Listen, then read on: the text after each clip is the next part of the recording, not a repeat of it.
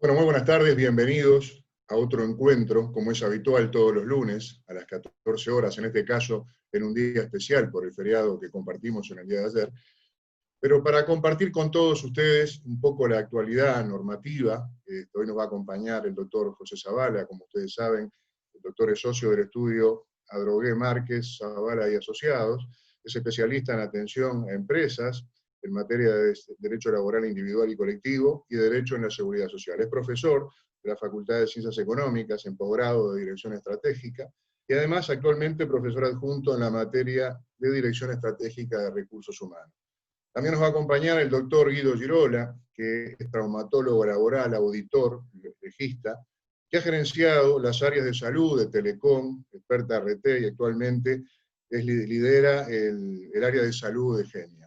Así que les damos una cordial bienvenida y Mariano, te cedo la palabra para dar una apertura desde el área laboral. Bueno, Juan Carlos, muchas gracias. Un gusto encontrarnos como todos los lunes, como bien marcabas, en esto que ya es una costumbre, el café entre colegas, el compartir conceptos, casi diría, entre amigos, tan necesario en un momento como este.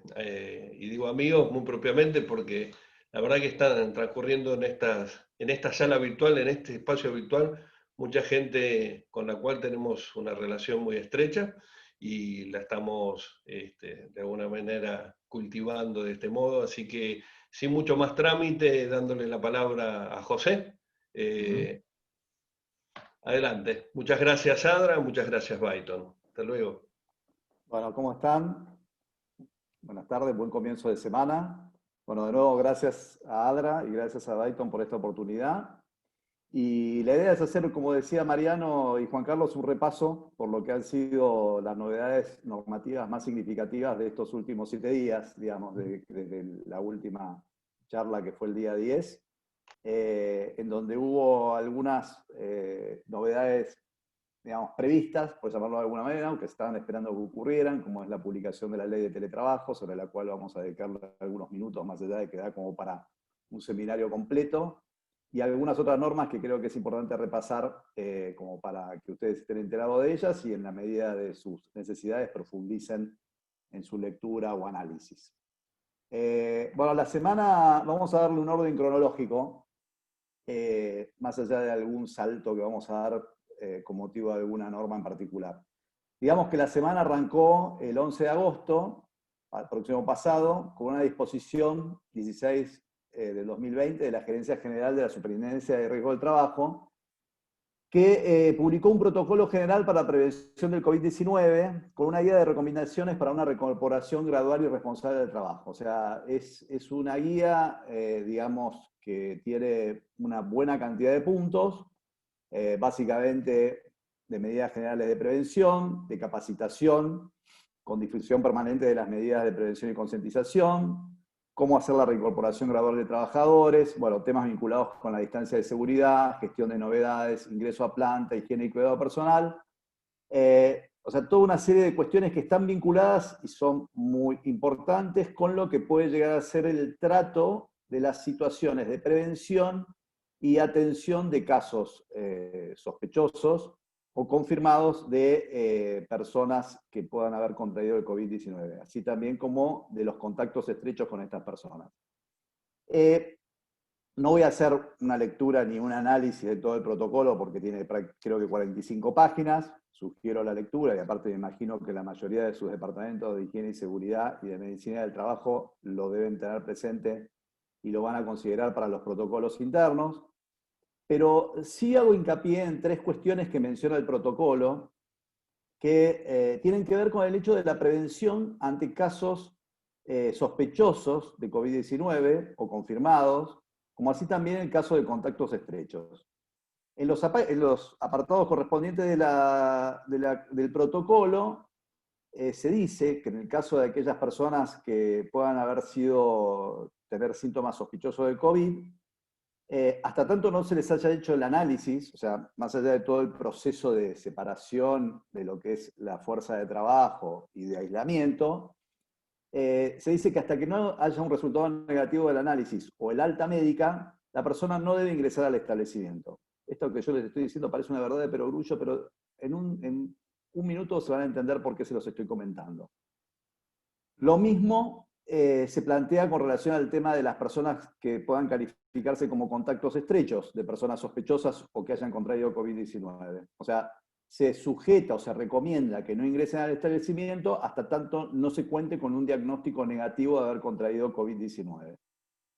Y por el otro lado, se recomienda efectuar monitoreo periódico sobre el estado de salud de los trabajadores, de acuerdo a la definición que adopte el Servicio de Medicina Laboral de cada empresa, con un listado ejemplificativo de acciones a implementar, como es realizar un monitoreo de la salud al inicio y al fin de la jornada laboral, llevar el registro diario de cada trabajador evaluado, con las síntomas que podrían llegar a presentar en materia de temperatura, bueno, de tos, dolor de garganta, dificultad respiratoria, o sea, lo que son los síntomas reconocidos como de caso sospechoso, qué medicina se está tomando la persona, si hubiera alguna medicina que estuviera tomando que pudiera llegar a morigerar o a tapar, por decirlo de alguna manera, esos síntomas. Si tiene riesgos, un detalle de si cuenta con riesgos específicos de COVID-19, si viajó a zonas afectadas en los últimos 14 días, ya sea de transmisión comunitaria o conglomerados de COVID-19 en Argentina, y si tuvo contacto estrecho con caso confirmado probable. Hago esta mención porque pocos días después, en el boletín oficial, un día después, sale una resolución conjunta del Ministerio de Salud y del Ministerio de Trabajo, Empleo y Seguridad Social, que es la resolución 5 del 2020, en donde luego de hacer en los considerandos un análisis de la ley, digamos, 27.541 de emergencia y el decreto de necesidad de urgencia 260, que declaró el tema de la emergencia sanitaria, establece que los empleadores no están facultados a exigir certificaciones médicas o estudios relativos al COVID-19 a los trabajadores que ingresen o se reintegren a sus tareas. Si uno lee los considerandos, que son bastante crípticos, pareciera, o sea, los fundamentos tienen que ver con el deber de confidencialidad que debe mediar en la relación entre el paciente y el médico, y por el otro lado, con evitar situaciones de discriminación.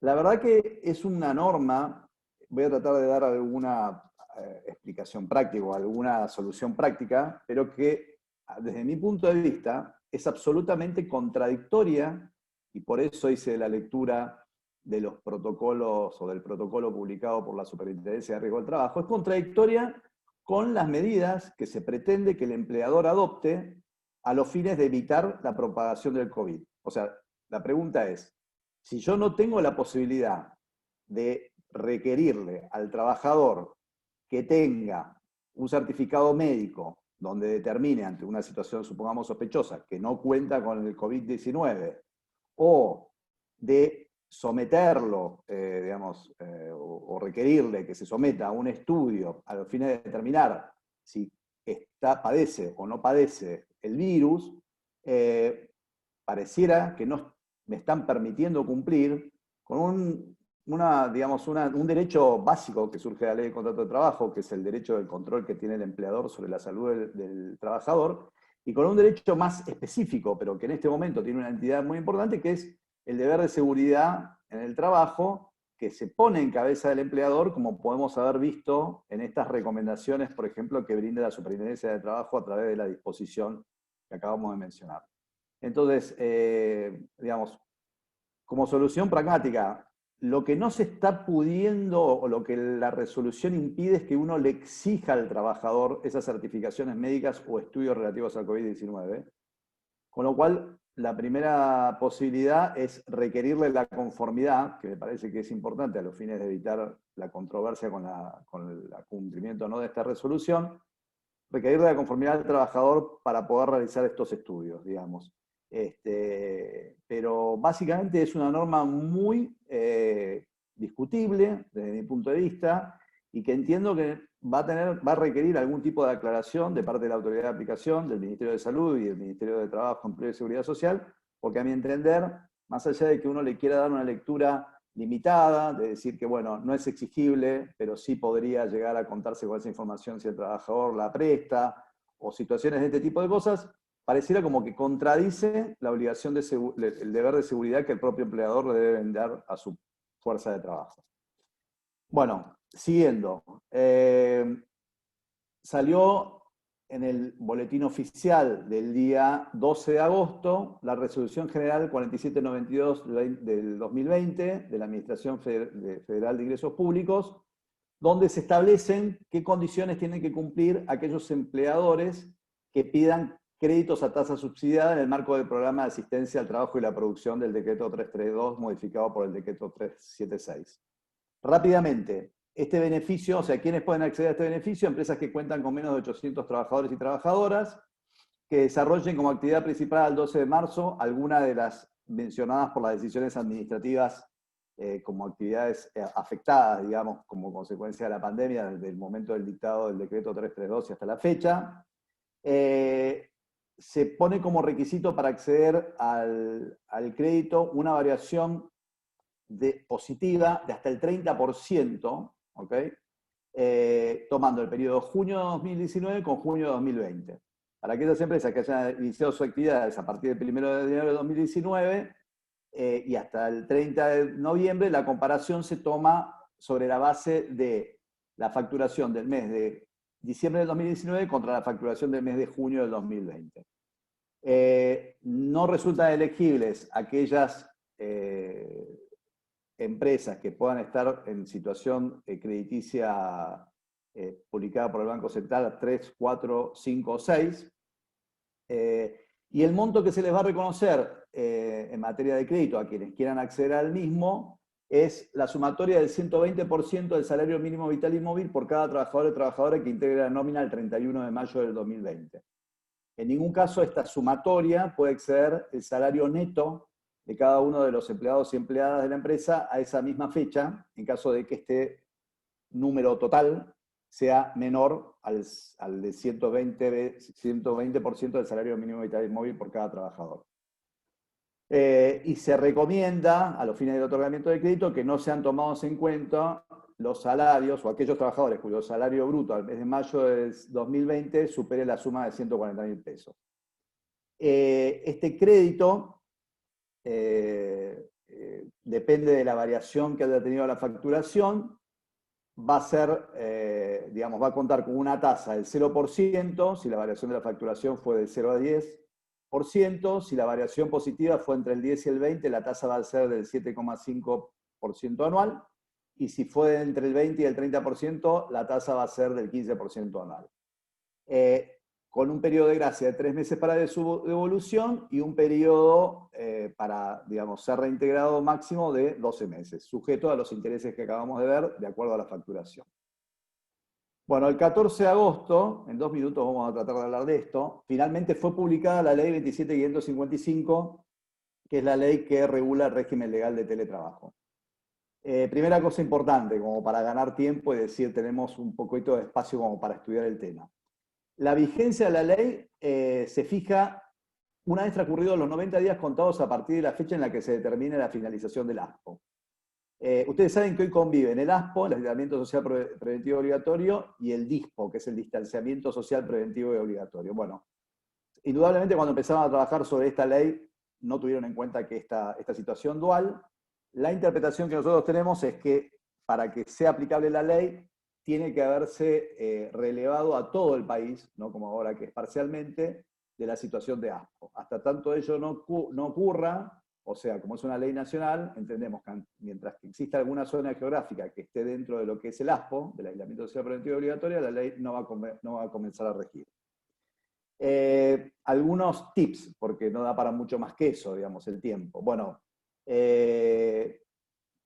efectúa un concepto de teletrabajo, entendiendo que es como tal aquel en el que la prestación de servicios se realiza en un lugar distinto al establecimiento del empleador, mediante herramientas tecnológicas.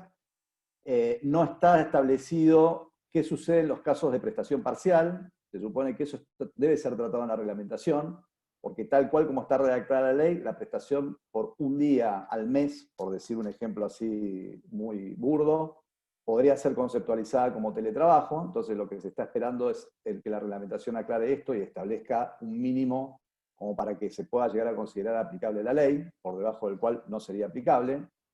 Se establece como una modalidad de contrato específica, una modalidad de contratación específica dentro de la ley de contrato de trabajo. La realidad es que entendemos, desde nuestro punto de vista, que va a ser una modalidad aplicable a otro tipo de modalidad, o sea, a la modalidad de contrato de trabajo que ya conocemos, como es el contrato por tiempo determinado, o el contrato individual, el contrato eventual, o el contrato a plazo fijo, ya que no estaría circunscripta a una modalidad temporal específica. Bueno, se garantiza igualdad remuneratoria a los trabajadores con aquellos que brindan servicios presenciales. Lo mismo, la jornada de trabajo que debe pactarse por escrito debe responder a las normas vigentes. Cuando se habilite o cuando comience a regir esto, se supone que se va a reglamentar un registro en el cual las empresas se van a tener que registrar declarando la nómina de personal y el software que van a aplicar. Y temas que van a generar mucho debate y esperemos que la reglamentación los corrija. No sabemos hasta dónde sin ser tachada de inconstitucional. Uno es el tema de la reversibilidad. Los empleados que ya están trabajando, que lo hacen en forma presencial, pueden ser trasladados a prestar servicios en forma de teletrabajo con la conformidad expresa de ellos. Estos trabajadores en cualquier momento pueden retractarse y exigir tareas en forma presencial dentro del establecimiento, ya sea el establecimiento donde venían trabajando o uno más próximo a su lugar de tareas según el empleador le pueda brindar, a su lugar de domicilio. Importante, si eso no ocurre, al trabajador se le da la posibilidad o de considerarse situación de despido indirecto o de solicitar una acción judicial para ser reinstalado. El empleador le tiene que proveer el hardware y el software necesario, también asumir los gastos de instalación, mantenimiento y reparación de esto. También el empleador tiene que hacerse cargo de los gastos que le origine la conectividad y el consumo de servicios al trabajador. El trabajador tiene derecho a desconexión fuera de la jornada y durante el goce de licencias de cualquier tipo. Bueno, y después hay una situación especial en materia de derecho individual, hay algunas cuestiones sindicales que exceden el marco de esta charla, que es que las personas contratadas bajo el teletrabajo, que tengan a su hijo bajo su cuidado, hijos menores de 13 años, adultos mayores o personas con discapacidad, tienen derecho a horarios compatibles con el cuidado de estas personas o a interrumpir su jornada. Cuestión que debe ser resuelta por los convenios colectivos de trabajo.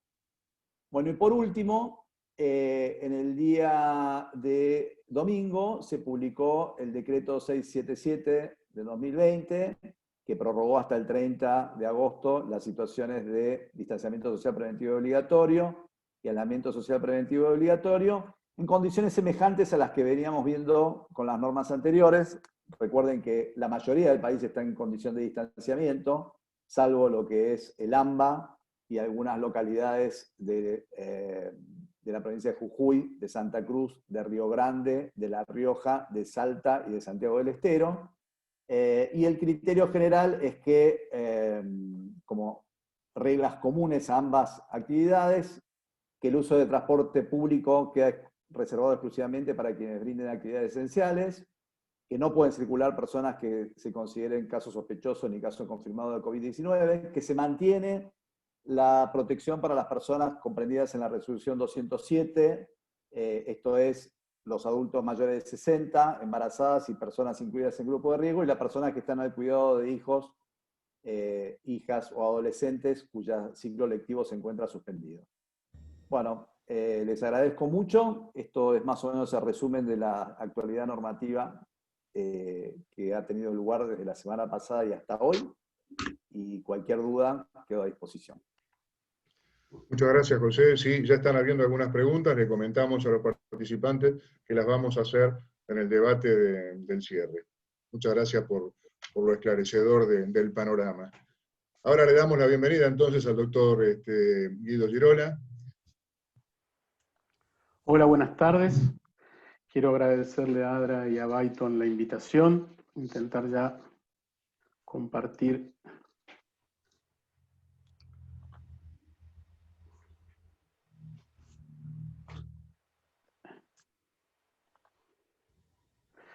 Y la idea de poder conectarme con ustedes hoy era poder compartir una mirada desde un servicio de salud ocupacional en esta época de pandemia, en esta época que nos está movilizando más allá de lo normal, por lo menos en los servicios de salud ha dado mucho trabajo.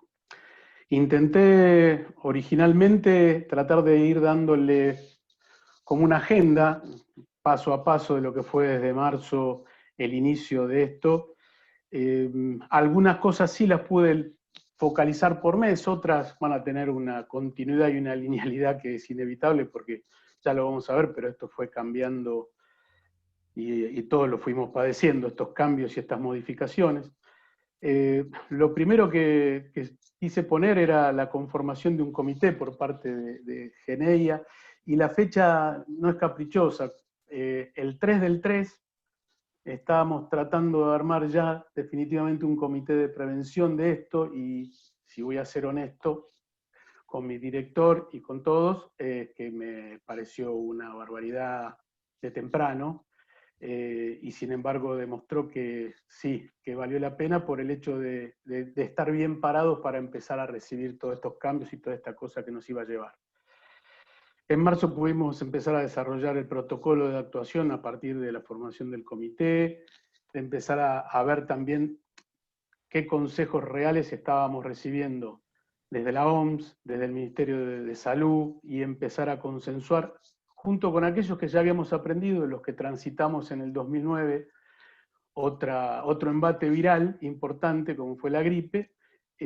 Algunas cosas yo creo que nos dejó de enseñanza y nos dejó preparados, y empezar a consolidar y mantener información para nuestra gente a partir de un portal, ¿sí? Fuimos definiendo insumos, elementos de protección personal, y cuando hablamos de eso, hablamos desde la concepción de con qué íbamos a limpiar, hasta con qué íbamos a proteger a cada uno de nuestros empleados, de nuestros colaboradores. Empezar a aprender a consolidar información por zonas, porque si bien en abril todavía era bastante poco lo que había o lo que se estaba desarrollando, a partir de acá empezó a variar cada región y cada percepción y cada número que nos llegaba de algún lado. Empezamos a cambiar y a revisar protocolos propios, y empezar a revisar protocolos de proveedores. Era fundamental por la provisión de cosas para que cada uno de nuestros sitios funcionara, saber cómo nuestros proveedores estaban manejando. Y ahí empezó también algo que ya creo que es como una tradición, una reunión diaria del comité de COVID-19 y el denominado MANCOM, el grupo de directores de la empresa. Es casi religioso. Nos juntamos todos los mediodías y compartimos. Yo aprendí a escuchar y a compartir un montón de conocimiento y de expectativas de cada una de esas direcciones. Seguimos actualizando todos los meses este protocolo, un mapeo, y mayo nos trajo dos cosas muy importantes, que primero es casi como una evaluación de riesgo coronario, ¿no? Hacer un simulacro de COVID en una empresa estuvo muy bueno, pero nos generó mucho aprendizaje y poder entender de la función de cada uno en la cadena de resolución, desde el sitio donde teóricamente se había disparado el caso hasta el comité de crisis de una empresa. Y cada uno su rol, y cada uno entender dónde tenía que actuar y dónde no chocarse con el otro tratando de colaborar. Y ahí también en ese mes empezamos con los primeros hisopados de control, digo yo, porque todavía en esta empresa seguimos viendo las cadenas de contagio de los sospechosos. Hasta ahora, hoy, después de 150 días, no hemos tenido ningún caso, pero sí hemos corrido, como todos, detrás del que estuvo en contacto, del contacto, y nos lleva a hacer todo un ejercicio intelectual epidemiológico con cada uno, ¿no? También empezamos a seguir muy puntual, y para que se entienda un poco, nosotros al tener tanta dispersión, tanta diversidad regional, también somos parte de esa diversidad de manejo de esta epidemia en cada región, porque hay una idea nacional, una provincial, una municipal y una del policía que está controlando la ruta en cada uno de esos pasos. Con lo cual había que consensuar con las autoridades y estos consensos también van cambiando, se van modificando en la medida que los casos aumentan o pasan de fase o retrotraen la fase, así que eso nos da bastante trabajo también y lo seguimos haciendo. Ese acercamiento nos dio la posibilidad en algunos casos de que Geneia, que todavía tiene una etapa de construcción, también pudiéramos no interrumpir esa actividad que era fundamental, con lo cual nos llevó varias idas y vueltas. Los últimos 2 meses o los últimos 45 días, junto con el inicio del plan de retorno, o por lo menos el delinear cómo vamos a volver a la sede, donde tenemos hoy el 50-60% de la dotación, que no está yendo, cómo empezar a delinear ese retorno teniendo en cuenta un montón de parámetros, un poco por la normativa que recién estábamos escuchando y otro poco por la lógica con la que uno debe trabajar esto con respecto a densidad poblacional. Seguimos durante todo este tiempo diseñando no solamente contenidos de prevención, sino también diseñando de cómo le vamos a explicar a nuestros colaboradores cómo moverse, cómo cuidarse y cómo va a ser todo el retorno. Y estamos en eso, esperando que llegue, y mientras tanto, como digo yo, desde marzo ahora hay un montón de funciones y trabajos que seguimos haciendo. Las acciones específicas que me gustaría más que nada nombrar o enumerar tienen que ver con mucho de desarrollo de documentación. Creo que hasta acá me quedé hasta corto con la cantidad de revisiones del protocolo, del desarrollo de una declaración jurada para el ingreso a cualquier sitio de los propios y de los proveedores, donde se le interroga, más allá de se le toma la temperatura, se le interroga de si tiene algún síntoma, si viene de una zona de movimiento viral importante, si viajó o no viajó, de dónde, y todo un grupo de anexos que son lo que se desprende de ese protocolo, de la actuación formal de lo que uno debe hacer, y junto con esto todo un desarrollo de lo que nosotros llamamos instructivo de seguridad, que es donde explica cómo debe ser, en una forma concreta, muy resumida, de cómo tiene que llevarse a cabo cada uno de estos anexos. Definir y probar insumos, EPP, no solamente definirlo, sino hacer una proyección y tener el recaudo de tener 3 meses para adelante de toda esa provisión. El desarrollo de proveedores. El desarrollo de proveedores también a uno le parece que es sencillo si uno está en el AMBA o en Capital, pero cuando uno tiene que desarrollar proveedores de limpieza o pedirle a la gente de compras que desarrolle proveedores de limpieza estándar, como le decimos, y de casos de eventos positivos, es un trabajo importante. Cuando hablamos de trabajos de limpieza en eventos positivos, hablamos de un tipo de desinfección específica con vapor y con algunas soluciones desinfectantes cuando suceda el caso de tener a alguien positivo para hacer una limpieza distinta y tener el cuidado de toda la parte tecnológica del sitio. Desarrollar proveedores de testeo, lo mismo, o sea, hoy a junio ya, o julio teníamos, y todos creo que tenemos contacto como para poder ver toda la oferta que hay en AMBA sobre esto, pero realmente todavía sigue siendo difícil conseguir algún proveedor de testeo en San Juan. Los proveedores, algunos sí han sido sencillos y en otros casos ha sido más complejo. La campaña de vacunación antigripal, el Ministerio sacó y sugirió que se hiciera preventivamente una vacunación a toda la dotación. Lo pudimos hacer. Nosotros veníamos como empresa haciéndolo todos los años. Lo que pasa es que no es lo mismo hacer una vacunación masiva algunos días en una sede, a que cada uno de nuestros colaboradores ya en el ASPO pudiera acceder a la vacuna. Lo logramos. Pudimos hacer también que la cobertura médica se hiciera cargo del diferencial si existía en ese momento. También pudimos hacer que en aquellos lugares mucho más distantes, cada sitio gerenciara y gestionara la vacunación de todos.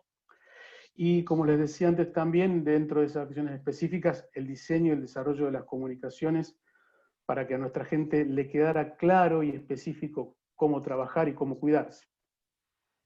Cuando les hablaba de la gestión de documentación y de la cantidad de protocolos, ahí les puse un ejemplo para entender qué es un ISEC, que es un instructivo de seguridad, por lo menos de la normativa nuestra, que también tiene que estar plasmado en el protocolo, en los anexos y en todo el manejo de la LOIAL. Toda esta documentación se va revisando y va cambiando con cada cambio de la normativa ministerial. Para lograr todo esto, lo primero que pudimos ver es, o por lo menos, y ahí se cae un preconcepto mío, capaz que me tengo que hacer cargo, que cuando uno habla de salud, el primer aliado o el área más lógica de trabajar con salud ocupacional es higiene y seguridad, ¿no? Y en realidad no descubrí nada extraordinario, pero vengo asumiendo de que todo esto tiene que estar integrado, ¿no? O sea, abastecimiento nos sigue ayudando muchísimo en general en la recepción, el control, la distribución de estos insumos. Llegar con insumos al Gran Buenos Aires no es tan complejo, llegar a Villalonga o Pomona tiene sus misterios y su trabajo. Rediseñar los puestos de trabajo para la vuelta, ver análisis de densidad, del layout, todo eso es un trabajo importante que nos están dando una mano. Compras con los desarrollos de los insumos, algunos bastante insólitos que le hemos pedido y esa dispersión. Operaciones es donde creo que más nos padecieron, por lo menos con toda la restricción que le hemos puesto a su desarrollo, por el hecho de manejar dotaciones mínimas operativas, ver cómo funcionaba, tener siempre un backup para que el hecho de dar un servicio esencial no genera ningún bache, y el seguimiento de proveedores de la obra, como decíamos antes. Asuntos corporativos nos ha dado una mano muy importante con toda la conexión con las autoridades de la región que fuere, y creo que finanzas lo define esa frase, ¿no? Sin ello no se puede avanzar. Una de las cosas que quería traer y como pensamiento me parece que tiene que ver con esto, ¿no? Con el negocio. Yo he visto en muchísimos lugares, muchas empresas de oferta de diseño, de protocolos, de acciones para esta pandemia y para acompañar a cada una de las empresas, pero yo lo pensaba de esta forma, ¿no? Digo, si uno no conoce el sitio realmente, y cuando hablo del sitio es el área productiva específica y la localidad donde está, conocer la infraestructura de esa zona, y sobre todas las cosas la gente y sus hábitos, me parece muy complejo hacerlo realmente bien, que pueda dar todo el fruto que uno está buscando, ¿no? O sea, creo que uno debe conocer y entender bien el negocio, de qué que se produce para entender también cuáles son los estratégicos de cada empresa, ¿no? Así como les contaba de que desarrollábamos documentación, les traigo el hecho de la cantidad de comunicaciones que pudimos hacer. Fuimos haciendo alrededor de 30 comunicaciones con temas de salud, desde lo estrictamente infectológico y preventivo, pasando por las actividades físicas. Uno que está en contacto diario con la gente fue notando cómo hubo no sé si un deterioro, pero sí empezar a sentir esto de trabajar en casa, y las pausas activas y algunos consejos han servido y han sido bien recibidos por la gente. Empezar a enseñarnos a todos cómo salir, cómo cuidarnos en la calle cuando salíamos, contención de los chicos dentro y fuera de casa, todo esto que se fue armando lo fuimos enviando a cada uno de la dotación y también lo pudimos subir a nuestra intranet. Digamos, la idea de gerenciar algo individual para ir hacia un cuidado colectivo me parece que tuvo que ver con esta gestión de la comunicación. Algunas cosas puntuales, como el hecho de, para Geneia hay un desarrollo sobre este tema de nutrición muy importante hace un tiempo. Nosotros tenemos un consultorio nutricional en la sede, donde la gente accede personalmente a ese consultorio o vía remota en el caso de los empleados que están lejos. Pudimos conseguir continuar con eso, con ese consultorio virtual. Pudimos armar una conferencia también, una charla de nuestras nutricionistas, y creo que fue muy, muy importante que la gente pudiera acceder a eso. Y también hicimos un video, digamos, más que nada como para aprender a hacer comidas sanas en esta época donde todos sabemos que íbamos a aumentar, aunque sea un par de kilos, ¿no? Para ser bueno. Estas eran también las comunicaciones que mandamos, ¿no? O sea, ya ahí la idea de generar una conciencia colectiva para un cuidado social general. Les vengo enumerando un montón de cosas que hicimos y capaz que llego a una parte donde más que nada les quiero traer lo que aprendí. ¿Sí? Como hablábamos antes, tenemos un montón de protocolos, de programas, se pueden desarrollar a medida, ¿no? Gente que está perfeccionándose en eso y sabe de esto, pero la diferencia que yo puedo notar y que creo que es lo que hace el plus es la cercanía, la presencia, el estar presente para la gente. Tal vez no es un producto de la pandemia, creo que no, creo que llevamos esto de trabajar esta forma cuando me invitaron, cuando Mariano me invitó en septiembre del 2018, era un objetivo. Es trabajoso, es divertido, a veces es largo. El hecho de tener contacto real con cada uno de los individuos que forman Geneia lleva más de un año, y eso me parece que le generó un plus a cualquier intención de cuidado. El vínculo que se puede generar tiene que ver con eso, tiene que ver con que la percepción de que el área de salud no es un área de control, sino es un beneficio definido por la empresa para el cuidado del colaborador y de su familia. En esta pandemia he recibido consultas, obviamente, de esto, pero también he recibido consultas sobre mamás, hijos, abuelos, y uno está para eso, ¿no? Sí, darle una orientación y que el empleado entienda de que el área de salud es eso. Hemos conseguido alinear, y esto lo charlábamos alguna vez entre nosotros, la misma aceptación y la misma alineación con los consejos y el cuidado, desde cualquier técnico de un sitio hasta integrantes del grupo más importante de la empresa, que en este caso serán los directores, o del grupo de autoridades máximas. Todos consultan, todos se alinean, todos encuentran de alguna forma dónde ir a llevar su duda y llevarse algún consejo. Creo que no es fruto de esta pandemia, creo que tiene que ver con el trabajo ese del que hablamos y de que hay una cultura que se fue haciendo, que uno la sembró, que no personalmente, ¿no? Creo que la empresa lo está sembrando, y que tiene que ver por un respeto técnico a lo que uno puede aportarle desde el área. Eso reconozco que no es sencillo, reconozco que no se da siempre, pero uno lo percibe que en cada reunión con la dirección, me parece que es un valor cultural, ¿sí?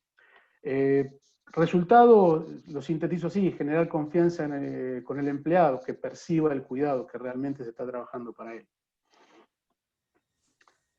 Una cosa que tal vez engancha con la charla previa, y lo voy a hacer desde una percepción de salud ocupacional, no voy a hacer el análisis tan específico que hicieron. Sí puedo opinar porque por tareas laborales distintas participo de los dos lados del mostrador, en este caso. Creo que el aporte que ha hecho la CRT en este caso no es muy importante. Hasta ahora es mi valoración. Sí entiendo que está muy bien el hecho de que hayan sido tomados como una enfermedad profesional en los casos específicos, ¿sí? Cuando hablo de casos específicos, que es muy claro de cuando la superintendencia lo define, creo que la diversidad de normativas regionales, los cambios ida y vuelta, esto de que si el alta es con 2 hisopados, con 1, o en realidad si tuviste contacto directo con un confirmado o ya estás enfermo y no hay que hisopar, o sea, se fue tan complejizando todo esto que no lo ayudó al sistema. El hecho de que las comisiones médicas en un comienzo de esto tampoco estuvieran funcionando en pleno, hizo que las ART en realidad terminaran haciendo un control telefónico, a veces presencial, del enfermo que ya estaba atendido por su obra social o por sistema público, y ver la evolución. En realidad no ha podido participar de la actividad en el tratamiento. En los casos que estaban internados, un seguimiento y controlarlos hasta el alta, y en los casos leves en los cuales hacen un control o un cuidado domiciliario, un llamado telefónico. Hoy, y esto lo conozco de muchas RT, los controles son telefónicos, las altas son telefónicas y las altas son con digamos, con esta definición: 10 días de infectado y los últimos 72 horas asintomáticos.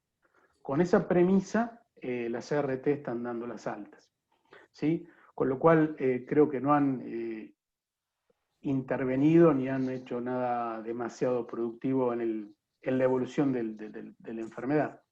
Sí creo que va a ser importante ver qué prestaciones van a brindar en el caso de aquellos que terminen con secuelas, ¿sí? Ahí creo que va a ser importante ver cuál es el trabajo real que se van a tomar. Y por último, 2, 3 ideas que fui pensando en la presentación y sobre todo el regreso, ¿no? O sea, me voy planteando cómo va a ser nuestro regreso, qué va a ser de pospandemia, y se me ocurren 3 o 4 cosas como, digamos, va a haber que seguir aprendiendo a liderar a distancia, si bien el ASPO va a desaparecer, no va a ser lo mismo ni los viajes, ni los tiempos, ni los traslados, así que vamos a tener que seguir liderando por lo menos las áreas estas desde la distancia, buscando herramientas nuevas. Entiendo que vamos a tener que seguir a la gente, a nuestros colaboradores, no, en la vuelta no solo en el rendimiento, sino también en la adaptación, o sea, entender que volver no va a ser lo mismo a retomar lo que hacíamos antes y va a demorar mucho tiempo en parecerse a lo que hacíamos antes, o tal vez no se parezca nunca más. Darles esas herramientas para poder retomar esas rutinas y armarlas a través de lo nuevo. No es la frase esta que yo puse aquí, es no quiero volver pero extraño, no es poco frecuente. Hay mucha gente que cuando charlo con ellos, que terminamos consultando por un dolor de cuello y terminamos charlando de esto, a veces es muy difícil, va a ser muy difícil destetarse de esto de estar en casa también. Por último, y solamente a modo de reflexión, realmente tengo mis dudas de todo esto que yo sí vengo escuchando desde marzo, de que la sociedad va a ser mejor, o más justa, más cuidadosa. No me queda claro si va a suceder. Sí entiendo que aprendimos a cuidar a la salud de nuestra gente y que básicamente se lo pudimos demostrar, ¿sí? Eso es todo lo que quería compartir con ustedes. Quedo a escucha de preguntas, no sé cómo... Sí, totalmente. Muchas gracias, doctor. Muy esclarecedor realmente todo este aprendizaje que hemos llevado en todos estos meses, donde se ha formado esta cultura que se fue haciendo para podernos adecuar a todo esto, determinar protocolos y demás. Indudablemente han surgido muchas preguntas, y una tenía que ver algo con lo que usted venía comentando con respecto a las RT. María Belén nos pregunta, ¿qué consulta, qué hacemos con la RT que nos piden el laboratorio para poder darle de alta y que obtenga la cobertura? En las RT, o sea, habría que ver el caso puntual. Hoy las RT están dando directamente las altas ellos. No sé si entiendo la pregunta. ¿Le piden al individuo antes de darle el alta, le piden un hisopado hecho por quién? ¿Por la autoridad sanitaria? La autoridad sanitaria no lo está haciendo. Claro. O sea, están llevando contra la pared a alguien que ni la normativa lo está haciendo. Me parece muy difícil darles la derecha por ello. De última, perdón, capaz que es muy brutal mi análisis, pero digo, la ILT está a cargo de la RT. Si la RT tiene las consideraciones que está de alta, tendría que ellos ver de arbitrar los medios. Perfecto. Pero no.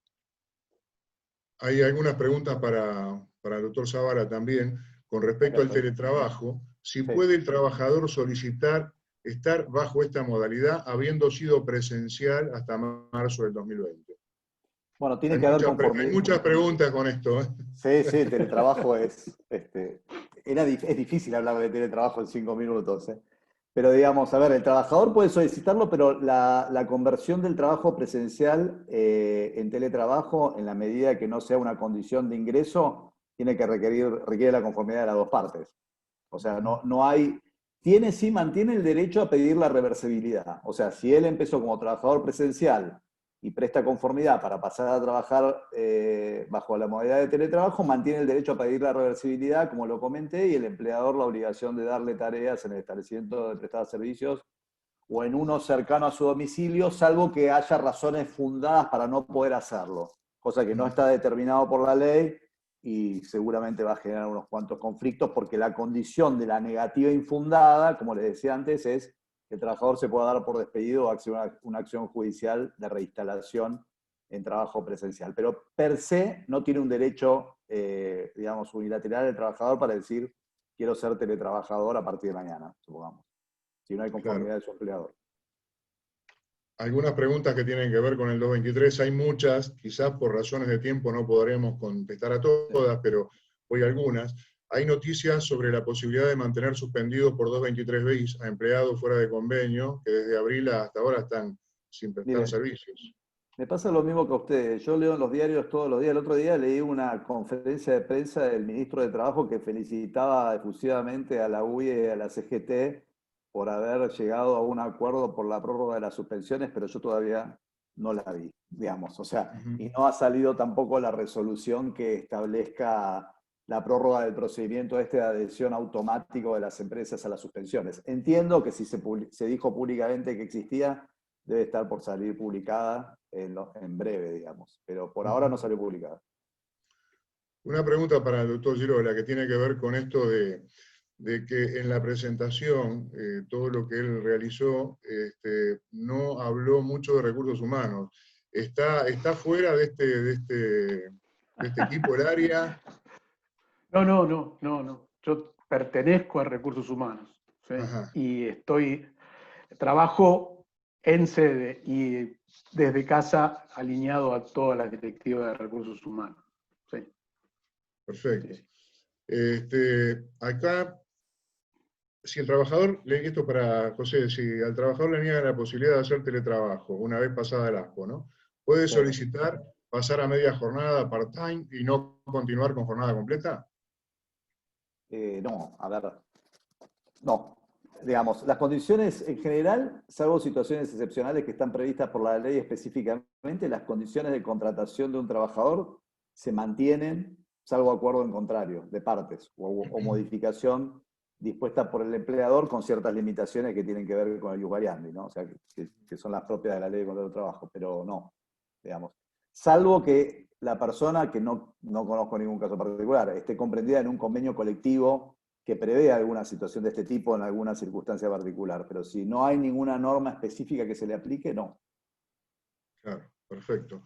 Y una pregunta para el doctor Girola también, ¿de qué tipo de testeo realizan? ¿PCR o el IgG, IgM? No, PCR. Hasta ahora todos los testeos que hicimos fueron de PCR, primero porque eran casos del momento, no estábamos viendo si había tenido un caso, si había pasado la enfermedad, sino estábamos tratando de detectar la enfermedad para cortar la cadena de riesgo de contagio.